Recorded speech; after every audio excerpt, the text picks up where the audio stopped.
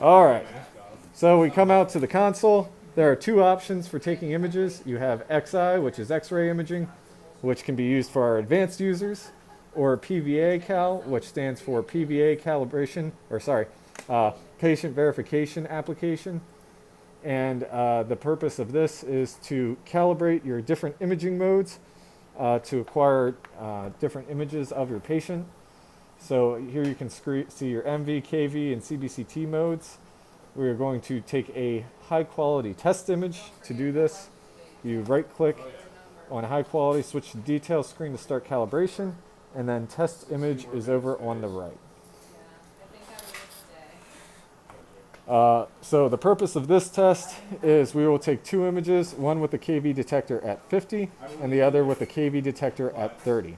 That is because these treatment machines automatically scale the image and magnify it based on your source to detector distance. So right now the KV imager vert is 50. That means the KV imager panel is 50 centimeters away from isocenter. So here you can see it is prompting us to ready and KV beam on.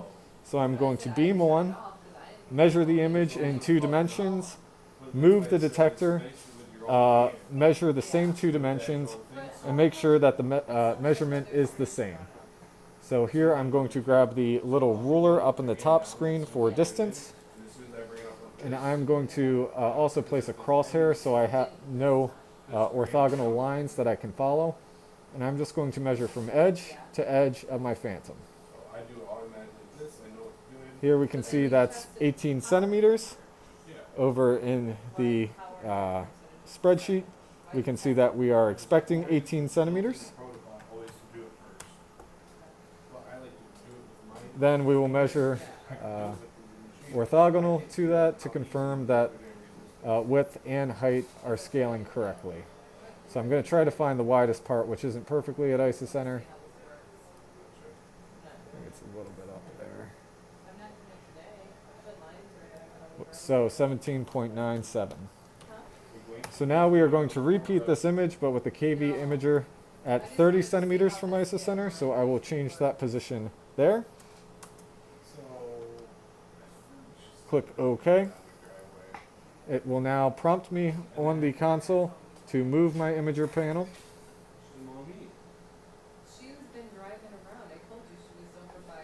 KV beam on is lit, indicating that it is ready, and I will reacquire this image. This image should look no different because again the image or the software will scale it based on the source to detector distance.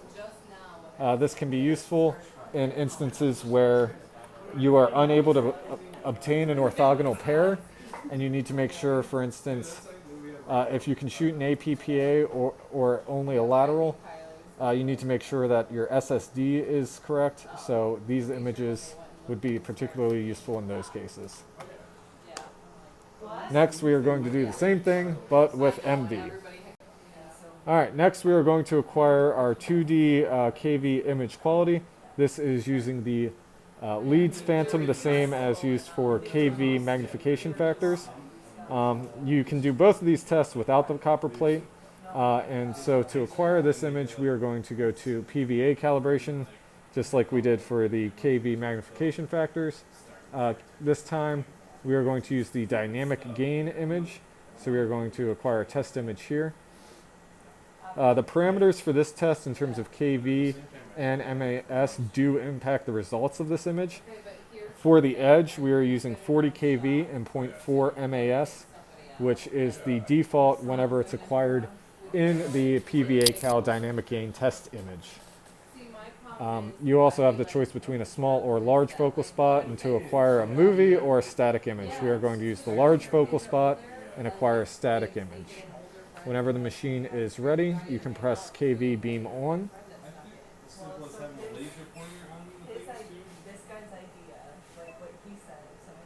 And now you can see a picture of the internal of the Leeds Phantom.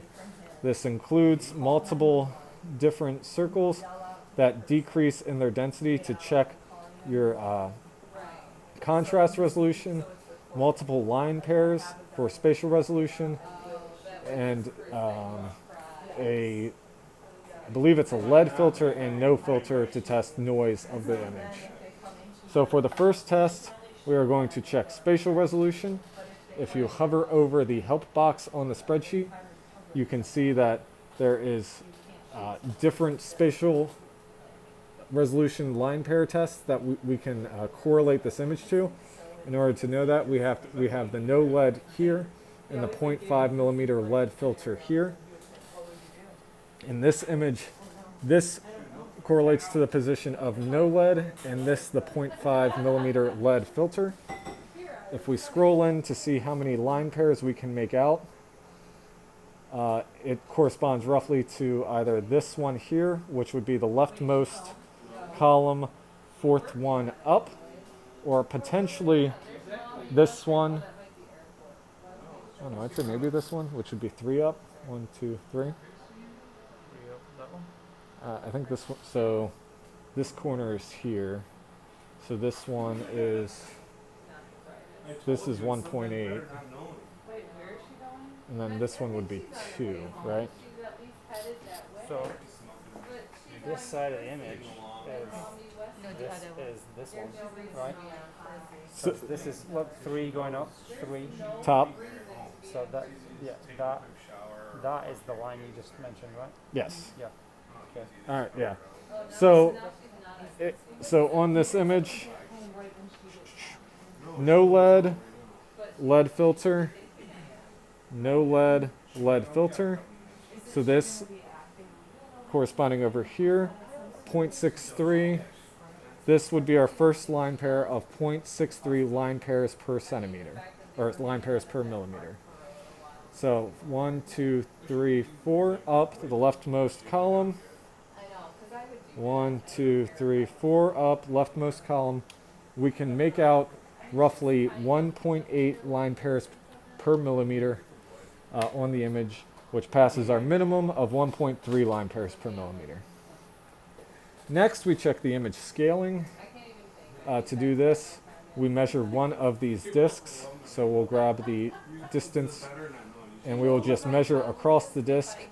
It should be near 8 millimeters. We've got 7.9, so that is within the 1 millimeter tolerance. Note that this measures in centimeters. The unit in the spreadsheet is in millimeters, so we would enter that as 7.9. Next, contrast. To do this, we are counting how many discs are visible on this image. If we were to count all the way across, there should be 9 little discs along the outer edge of this image on each side, so for a total of 18. Here we can see 9, 10, 11, 12, 13, 14, maybe 16. For best results, remove the bars. Yes, for best results, move the bars all the way out wide. We could also window the image to try and see if we can make it any better or worse, but that one is definitely visible, or those two. So that is 16 discs. And then uniformity and noise. You want to find a uniform region of the disc and take a measurement of the area and see how much noise is inside of it. I normally like to take an area that's supposed to be uniform, such as the lead filter or no filter. However, since the bars are underneath those, I will not be doing that. Instead, I'll draw my area here. Right-click on this little area profile that pops up. Click Show Statistics, and I can find out the noise, which is the standard deviation of this image, and that is 4.2 or 4.5 in the X direction.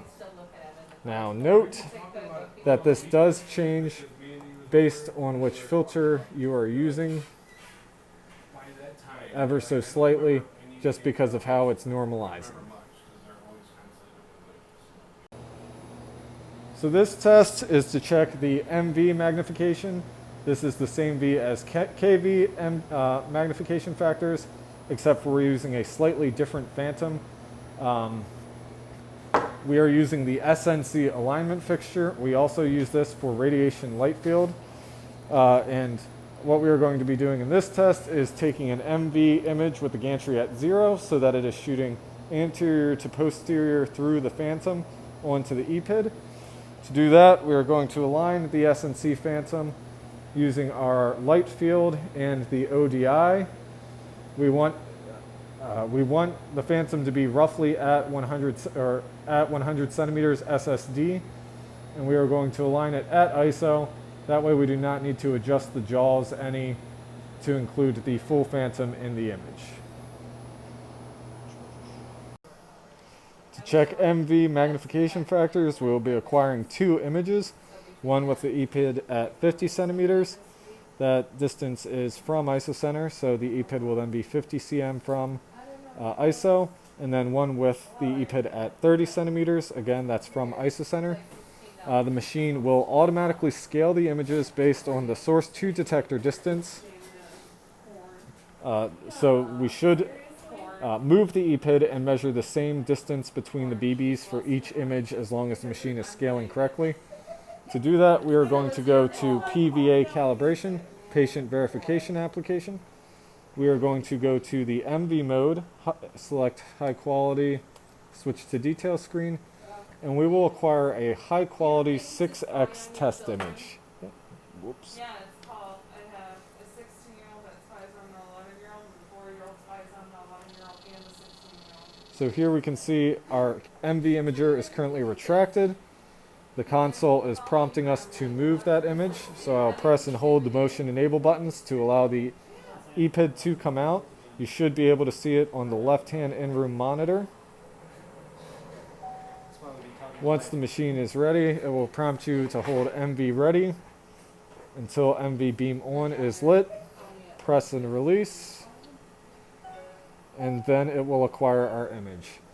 For this image, we are simply measuring from the two BBs length or height and width. I'm going to zoom in a little bit here.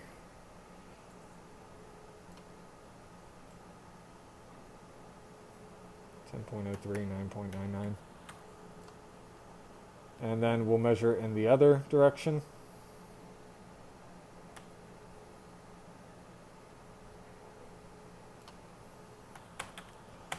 We will then repeat this measurement with the MV imager panel at 30 centimeters from isocenter.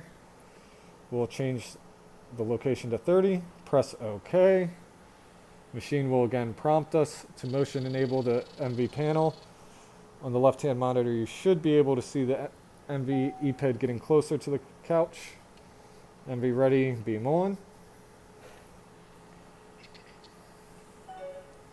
And then we will simply repeat that same measurement. Scroll into the image, grab the distance ruler.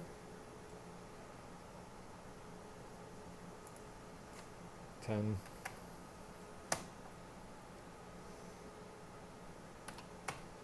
That's a little short. I hate how you... We'll then enter it into spreadsheet. Again, both should read 10 centimeters because the image should scale as the source to detector distance changes. The tolerance is 1 millimeter for SRS SBRT machines, and as you can see, all of those measurements pass. The next test we're going to perform is the Catphan, so the CT Phantom. This is to test KV CBCT image quality. There are different slices and modules within the Catphan to test for spatial resolution, contrast resolution, image scaling, the slice thickness, and image uniformity to make sure that as the KV source rotates around the image, it's staying uniform. To do this, we set up the Catphan so that it is at the second dot in and out of the gantry, so that all of the dots should be along the sagittal laser, and vertically it is at isocenter vertically. A handy feature of this Phantom is that the lid is made to be used as counterweight for the Phantom. So if the lid were to be closed for this, well, the Phantom should be dropping forward, but we're just going to ignore that. So the Phantom is designed to hang off of the case. There are some screws for level, but for the most part, whenever this is set up, it should be fairly reproducible. Here in our spreadsheet, you can see the directions for this test. It says use Catphan, second dot from the case, and use pelvis protocol. That pelvis protocol is the imaging procedure we will use on the TrueBeam to acquire an image.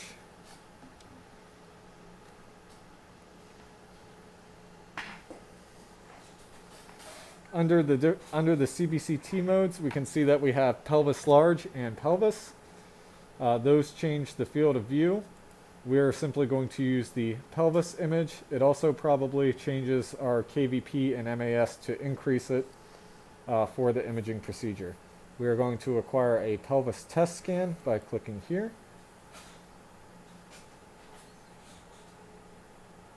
The machine will prompt us to press the motion enable buttons to move to target. To do that, I have to select it to enable to move the gantry and the imager panel to plan. Press and hold motion enable. Did my mask grip? Did my mask grip open? Yep. Only on the outside though. Okay. I could see it and it was bothering me. So as we hold the motion enable button, the KV source and detector will move out and the gantry will rotate.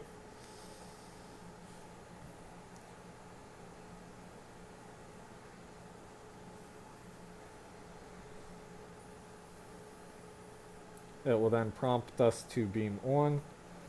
Press and hold beam on.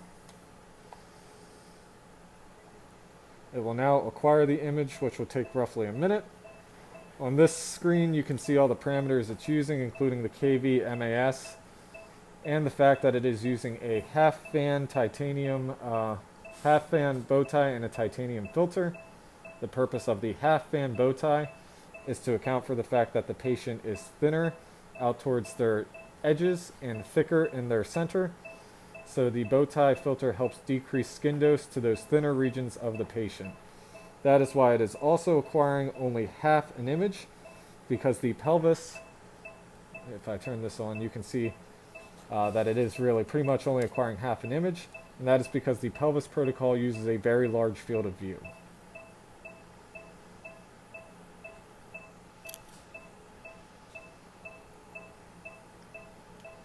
To analyze these images once it is saved, we use a RIT software installed upstairs on one of the computers. This will do an automated analysis based on the slices. We specify the line pair slice for checking spatial resolution, and it will then count the number of slices from that for the different modules of the Catphan. Here you can see the outer or subslice and superslice dots for contrast resolution.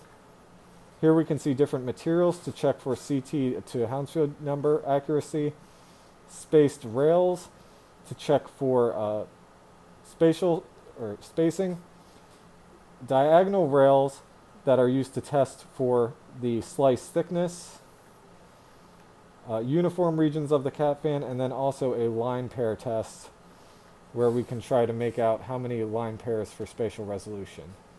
If we window this here, you can start trying to see the line pairs.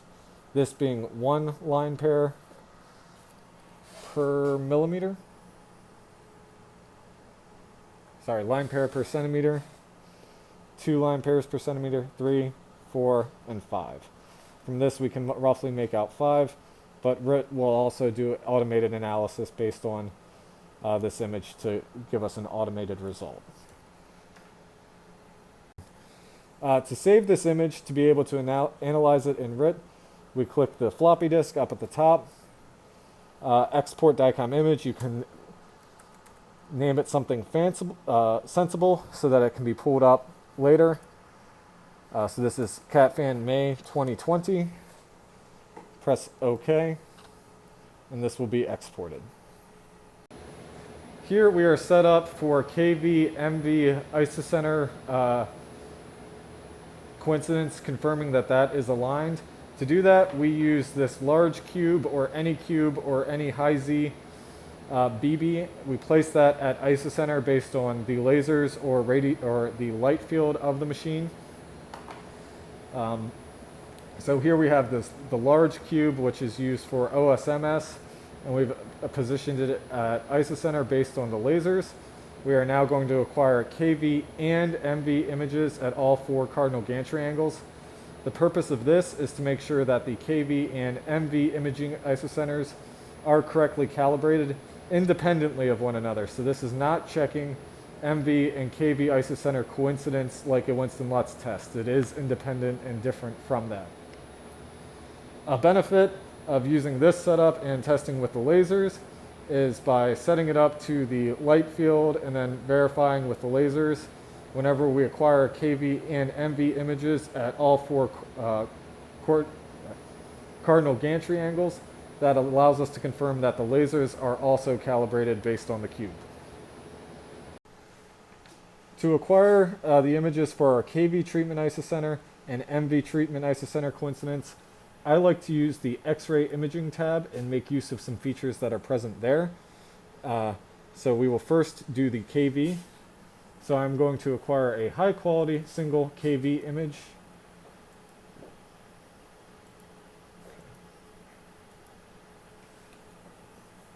I'm going to double click that, hit prepare. The machine will prompt me to move my imaging panel. I will do that, and you can see the image panels move out. Currently, our gantry is at 180 degrees extended, or 180E. This denotes the fact that it rotated counterclockwise to reach the 180 degree position. The machine is perfectly capable of going to 180 in both directions with some flex in between, but 180E, as you can see up at the top of the screen, is whenever it rotates counterclockwise to reach that position. I'm now going to press KV beam on to acquire the image.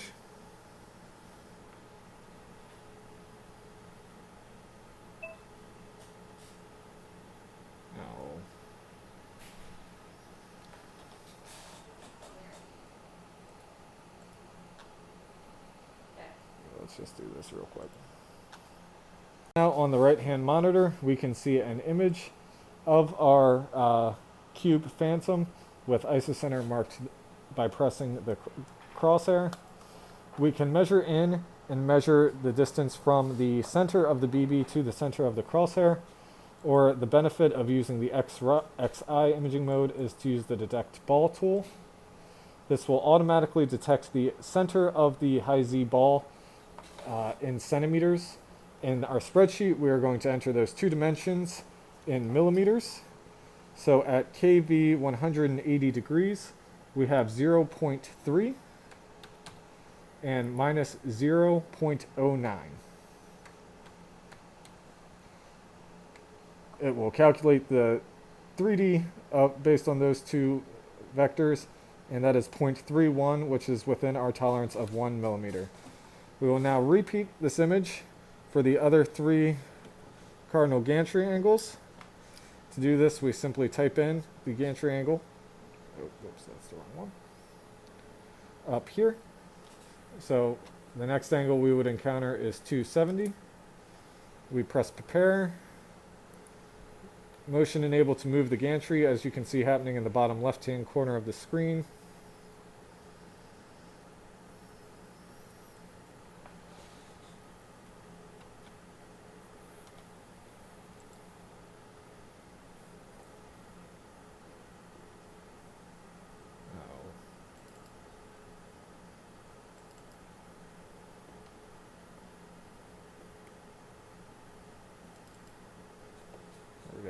And then reacquire a high quality single KV image.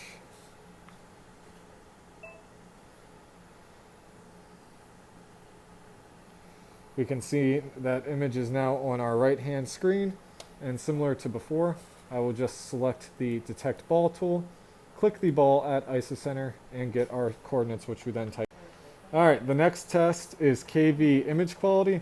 This uses the Leeds Phantom, same as the planar 2D magnification. So to do that, we are going to do everything the same as planar KV magnification, but we are going to acquire a different image using dynamic gain. So to do that, as the same screen we are on to acquire images for our KV mag factor, we are going to instead use the dynamic gain KV mode and acquire the test image there. If we hover over the spreadsheet, it tells us what parameters to use. So this is 40 kV and 0.4 MAS. So you can see this is the default using the PVA cal dynamic gain test image. We're going to send the imager panel back to 50. It should not matter for this test.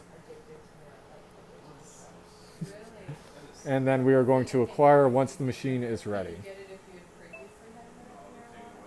The difference in dynamic gain is that it will continue to acquire an image until it's reached a certain amount of signal to noise ratio. You can also have a large or small focal spot and acquire a cine or continuous image or just a static still. So here I'm going to switch the filter a bit so that I can try and see or window into the Leeds Phantom. Do we not use the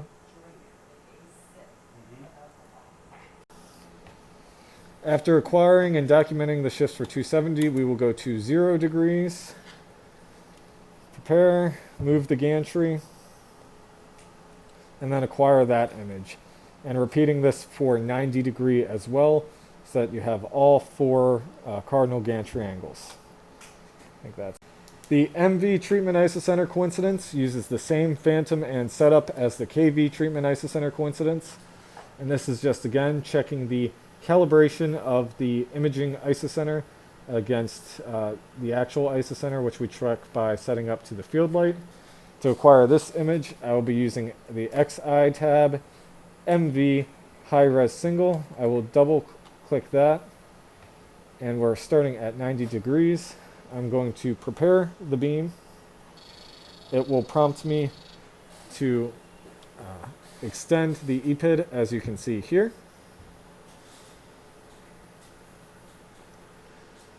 And once the beam is ready, it will say MV ready, and then MV beam on. Press and hold MV ready till beam on lights up. Press and release. And here we can see our MV image. If we window this so that the BBs can be seen, you can make out the BBs. We are going to again make use of the detect ball tool to make our lives easier. Click the ball at the center of the image. It is fairly well aligned. And then type in those 2 coordinates into the spreadsheet. So that is 0.36 and minus 0.25.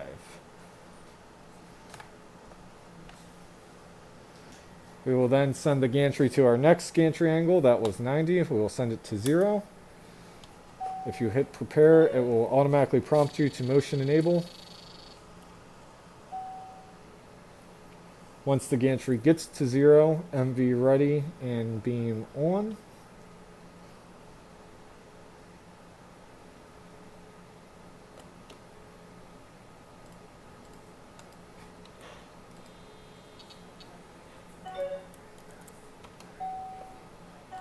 And then we repeat the same process of measuring the center of the ball. That is 0.42 minus 0.26. And we will repeat this again for 270 degrees.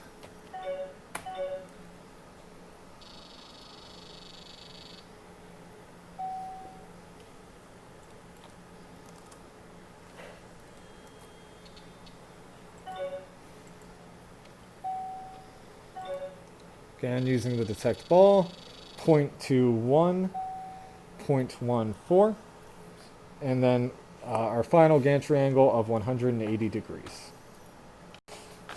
The next test is planar MV uniformity and noise. The purpose of this test is to make sure that when we acquire a dark field MV image, which is an image that there is no radiation incident upon our imaging panel, this is to measure the statistical noise that is generated within the panel and also catch dead detectors. To acquire dark field image, we do not need any phantom setup at all. We can just go to XI mode, MV, and then there is this high-res DF, which stands for high resolution dark field. If we click that and then click acquire, it will automatically acquire a dark field image. And we can see that on our right hand side. I'm going to window that so we can see some of the noise. And then we are going to first check and make sure that across our detector it is fairly uniform. To do that, I will do a 32 by 32 pixel box and measure the central axis, top, bottom, right, and left hand side of the image to measure the mean. So those statistics are generated here in the bottom. So the mean of our central axis is 666, which we will then type in over here. Here you can see those cells were automatically filled in from a prior image, but as we go around to measuring, we can just click and drag our little box to different corners of the image. So top is 661, Got it. right 714, bottom is 740, and the left hand side of our image is 682. For MV noise, I'm going to simply set the region of interest to a full size image and then take the standard deviation for that, as that is what we have set as baseline. And here the deviation is 60.11. And that is planar MV uniformity and noise. Our next test for MV contrast and spatial resolution. This is using the Las Vegas Phantom, which we will set up to isocenter, roughly 100 centimeters SSD, as set by the ODI. I will raise it so that it is at 100 cm SSD. I'm going to flip over the Phantom so that you can see what it's made of, so that you can understand it. There are different drilled depths and sizes into this aluminum. Yeah, I think so. What we believe to be an aluminum block. And so the different drilled depths test the contrast resolution, and the different sizes test the spatial resolution. So while these are drilled very deep, these get shallower and shallower, as you can see if I tilt the Phantom. We will then check to see how many of those dots are visible and make sure that it passes to what we have set as baseline. Okay. All right, to acquire this image with our gantry at 0 degrees, we have a field size set of 20 by 20. I am just going to acquire a MV high-res single image in XI. Comparably, you can use the PVA cal to acquire a high-res single MV image. I'm going to prepare. On the console, it is prompting me to adjust the EPID. Once that is moved and the treatment machine is happy and it is to the planned position, press MV ready. Press and release beam on once it's lit. And this will acquire an image of our Las Vegas Phantom. Now, as I window this, we should hopefully be able to differentiate and make out a different number of the holes. Now, for our analysis, the way this is counted is the top row goes 0, 1, 2, I messed up. Goes 1, 2, 3, 4, 5, 6. So you'll notice for these first two rows, there is nothing in the first position. Now this image is flipped whenever we go over to the treatment machine. So this is the first position, which is empty for the first two rows. 2, 3, 4, 5, 6. For the first two rows, we can make out 6 of the dots, which we will then enter into the spreadsheet. 6, Yep. 6. 6 for both? Okay. Yep. 5 dots for the next row. 4, and then 3, maybe 4.